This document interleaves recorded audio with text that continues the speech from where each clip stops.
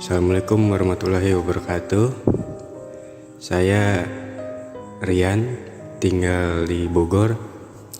Ini ada kawan yang datang dari Serengseng ingin menanyakan soal pengalaman ya bang. Kalau pengalaman itu kan banyak, ada pengalaman hidup di luar rumah atau di dalam rumah. Dan kebetulan saya mau cerita nih yang ada di luar rumah aja ya, yang berbau-bau mistis gitu. Contohnya ini cerita saya waktu mau mancing bang. Jadi saya mau mancing itu kira-kira hari Kamis. Iya hari Kamis lah. Posisinya berarti malam Jumat. Jam 9 saya pulang kerja. Sebelum itu udah janjian dulu sebelum mau berangkat. Udah seminggu yang lalu lah. Abang saya nyamper saya ke rumah, ngajak saya mancing bang. Saya berangkat dari rumah abang saya sama mamang saya. Saya udah bawa jorannya, bikin empannya. Nyampe lokasi itu kira-kira jam 10:30 bang.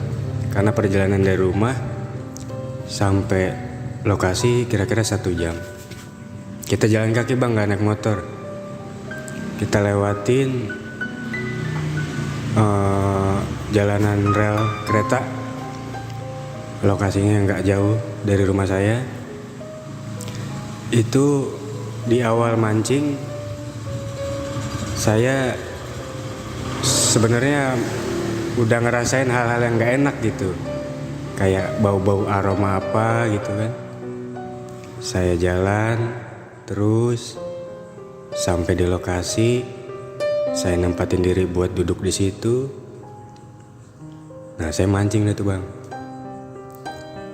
Kira-kira ada sejam nggak dapet ikan, 2 jam nggak dapet ikan, sampai 1:30, 1:30 baru tuh bang saya dapet ikan tuh. Itu juga dapet ikannya setelah saya ditongolin sama tuh itu pak.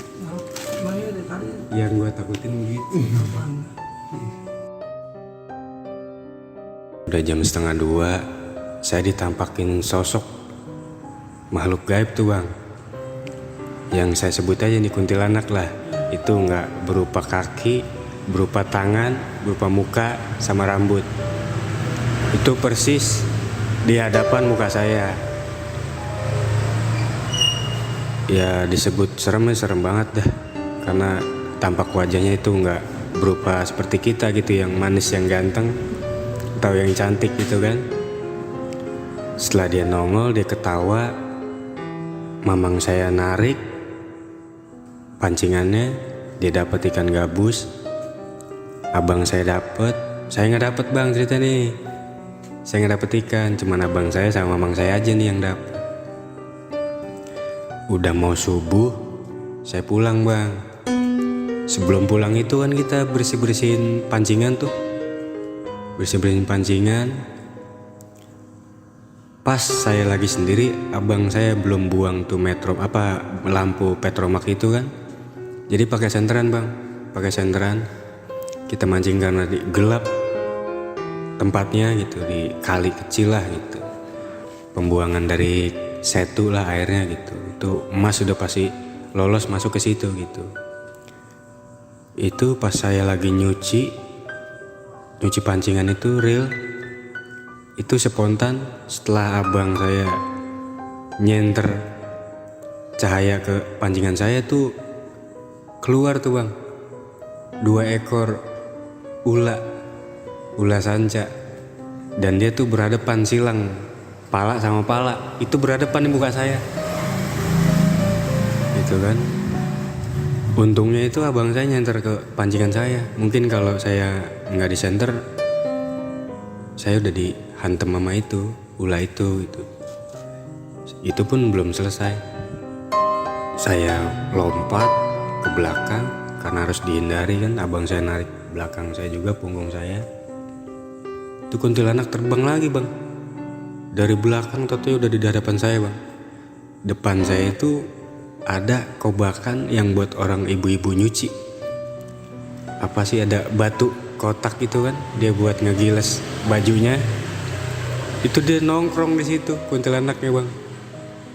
Saya sih nggak lari karena saya alhamdulillah saya bukan penakut di soal gitu-gituan ya. Saya cuman ngelihat mukanya tapi ketutupan sama rambutnya. Setelah dia bilas rambut, ya kayak nyingkap rambut lah gitu kan. Terus saya ngeliat matanya, hidungnya sama mulutnya gitu. Itu buat saya spontan, serem banget ini, warnanya beda dari yang beda gitu. Saya mau lari, saya nggak bisa lari. Abang saya sama abang saya mau udah jalan duluan, udah lari duluan. Saya ditinggal sendirian nih bang.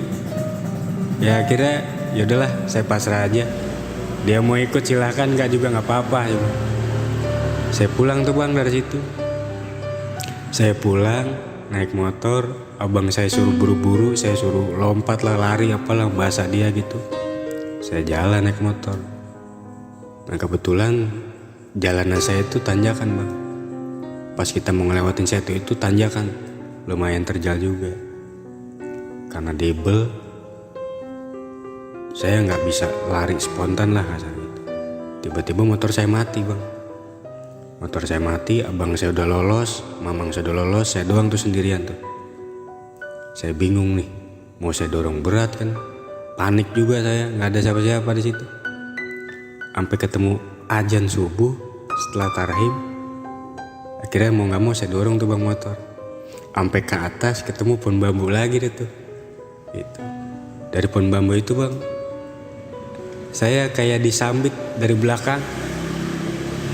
Entah batu atau apa itu nggak ada. Yang saya lihat itu nggak ada gitu, batu apa sambitan dari yang dia sambit lah gitu. Cuman saya ngerasanya itu disambit.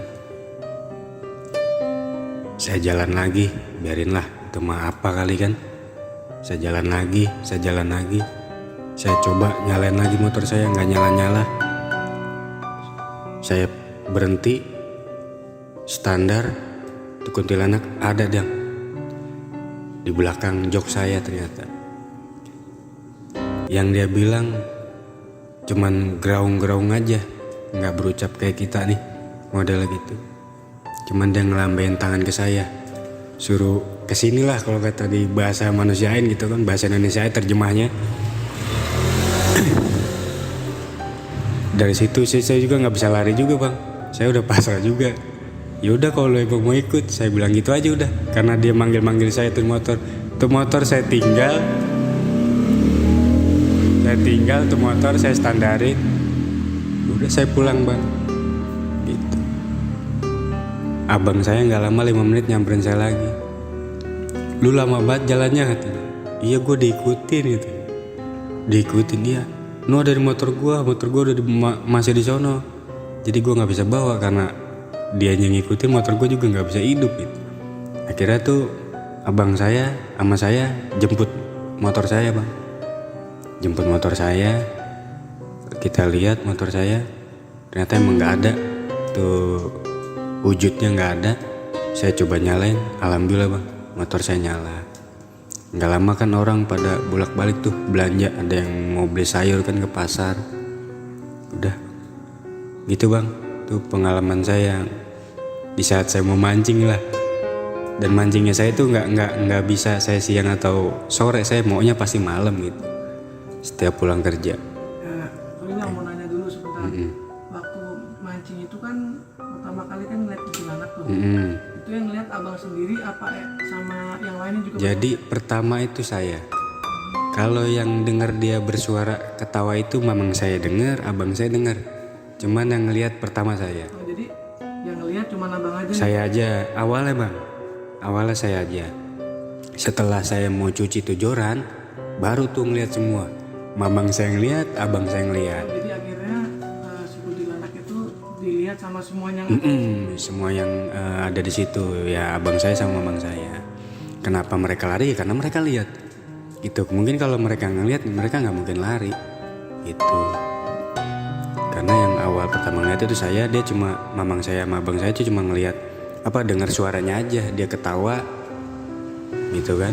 Nah setelah saya mau nyuci joran itu diterangin, saya ngeliat 2 kepala ekor itu ula, ada batu kotak yang buat orang nyuci baju gitu kan. Dia timbul di situ. Ya mamang saya sama abang saya pasti ngelihat gitu. Karena kita berhadapan, Bang. Ya pada lari gitu. Udah ninggalin saya gitu, Bang. Nah, kalau menurut abang, ulanya itu kira-kira hewan asli apa hewan jadi-jadian, Bang? Kalau kita pandang dari sisi asli atau enggaknya itu Allahu alam, Bang ya. Cuma kalau pandangan saya pribadi itu bukan luar biasa, Bang. Itu bukan luar biasa yang saya suka tangkep atau nemuin gitu. Dan setelah itu pun saya mikirnya ini bukan luar biasa karena dia berkepala 2. Dia punya tanda merah di palanya. Itu benar-benar dia bertatapan dengan muka saya. Mungkin kalau itu nggak disenter muka saya udah disontok apa dicatok gitu kan. Cuma saya nggak takut sama binatang. Kalau ada yang mau nyari saya, tolong dong tanggepin ular, pasti saya tanggepin, Bang. Karena emang saya sama binatang tuh saya hobi gitu. Nggak cuma ular, binatang lain kayak burung atau apa gitu, itu pasti saya senang, saya piara gitu. Mau itu kucing, mau itu anjing atau apa gitu kan, pasti saya piara gitu.